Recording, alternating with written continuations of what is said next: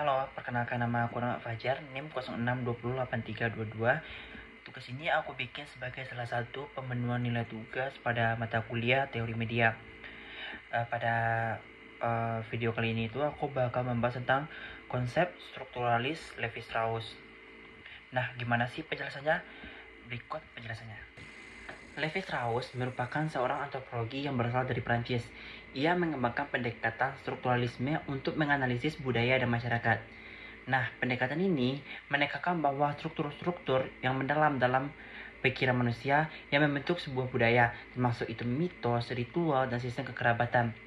Levi juga berpendapat bahwa pikiran manusia bekerja berdasarkan oposisi biner dan mitos yang berfungsi untuk menyelesaikan ketegangan antara oposisi-oposisi tersebut. Dalam menganalisis mitos, Levi memandangnya sebagai bentuk bahasa yang berfungsi pada tingkat yang lebih tinggi. Ia mengidentifikasi unit-unit dasar dalam mitos yang disebut dengan mythos, yang merupakan hubungan antara subjek dan fungsi-fungsi tertentu. Dengan menganalisis hubungan antara mythos, Levi berusaha mengungkapkan struktur pemikiran manusia yang mendasari mitos-mitos tersebut. Penerapan pendekatan strukturalisme Levi tidak terbatas pada mitos saja, tetapi juga meluas ke analisis fenomena budaya lainnya, termasuk itu sastra lisan. Dalam konteks ini, strukturalisme digunakan untuk memahami pola-pola dasar dalam cerita rakyat dan tradisi lisan, serta bagaimana cerita-cerita tersebut mencerminkan struktur pemikiran kolektif masyarakat. Nah, dengan demikian, pendekatan strukturalisme Levi menawarkan alat analisis untuk memahami bagaimana struktur-struktur mental yang mendalam membentuk berbagai aspek budaya manusia, termasuk media komunikasi seperti mitos dan sastra lisan. Dari penjelasan tersebut, berikut beberapa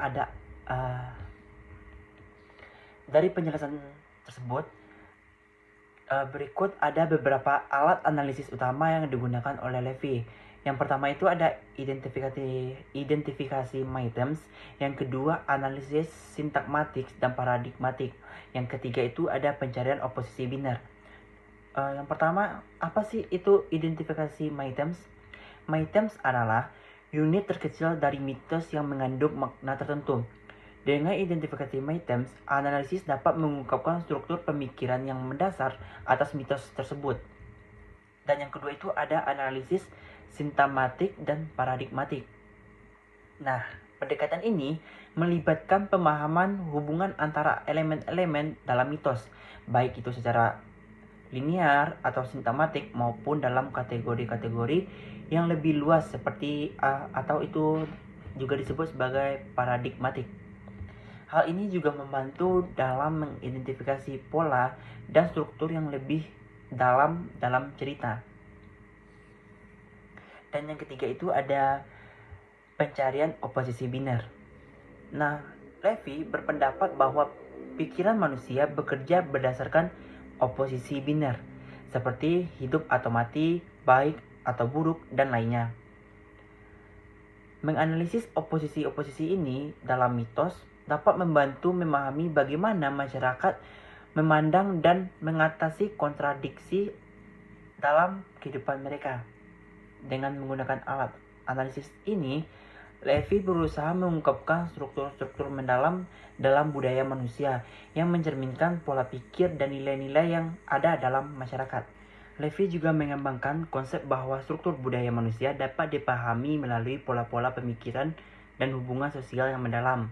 Ia berpendapat bahwa budaya terdiri dari sistem simbolik yang saling terkait seperti bahasa, aturan pernikahan, hubungan ekonomi, seni, sains, dan agama.